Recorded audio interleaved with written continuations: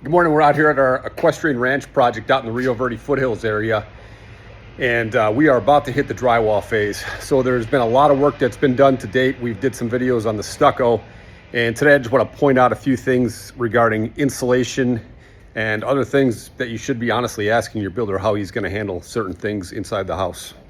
So as you can see, we've got a couple different insulations just in this screenshot here.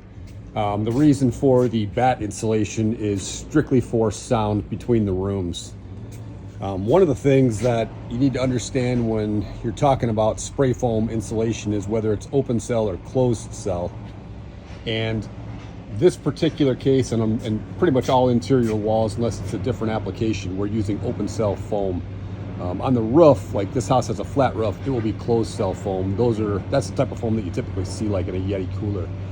But here, if you take a look at this, what you're going to see is that they've actually sprayed this foam on the wall and then shaved it off. It gives a much more uniform thickness throughout, and that is something you have to request. Otherwise, they will just give you a nominal thickness overall. And you can see we've got it encapsulated all the way up to the roof deck and back down the wall. Extremely important for that air and water barrier, keeping out moisture. And if you can see down towards the bottom, we caulk all our bottom plates. That's good for air as well, but you know, out here in the desert, we get a lot of scorpions and things like that. So that's extremely important to keep the bugs out as well. Multi-panel door here. We've got all our tracks protected like we've talked about in previous videos. And look up on the ceiling there.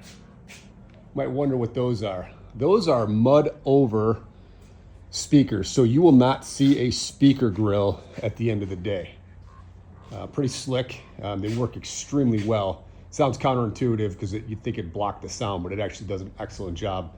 We'll keep you updated on that towards the end. Here I'm in the garage, and you can see we've got a full application of spray foam in the walls and the ceiling. This garage is actually going to stay cool even when it's 115 degrees outside. And this is our mechanical room. We've got that all insulated as well. And you can't really tell, but underneath this platform, it's fully air sealed and insulated. Extremely important for keeping gases from the vehicles and things like that from getting into the interior of the house. And again, you can see all our bottom plates are caulked on both sides. Extremely important as well for bugs and air sealing. And more insulation that goes all the way up and encapsulates the building envelope itself.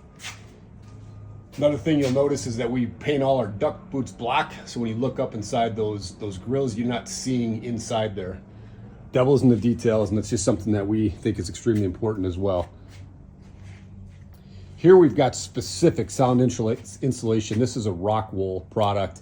This is actually impervious to water. And it's done all the way around this room here, which happens to be an office. This is a little bit more expensive, but it does an excellent job. You probably can hear it in the video about how the sound just deadened when I walked in here. But again, another speaker up there in the ceiling. And this room will have a soffit with a light rail up inside there. So that should look pretty good when it's done. We'll have some cabinets over in this area.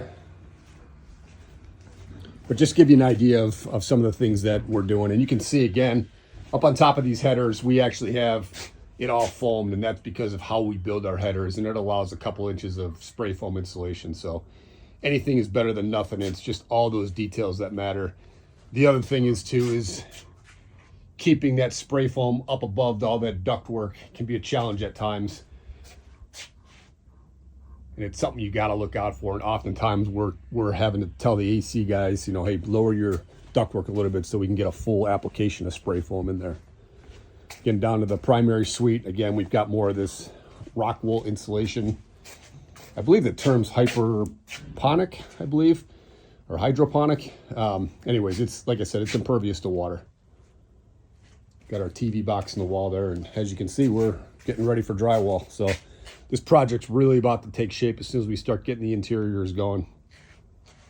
Super excited for this homeowner to be able to see the progress here when they come back into town. Again, just like this project, most of our projects, our customers don't live here in Arizona.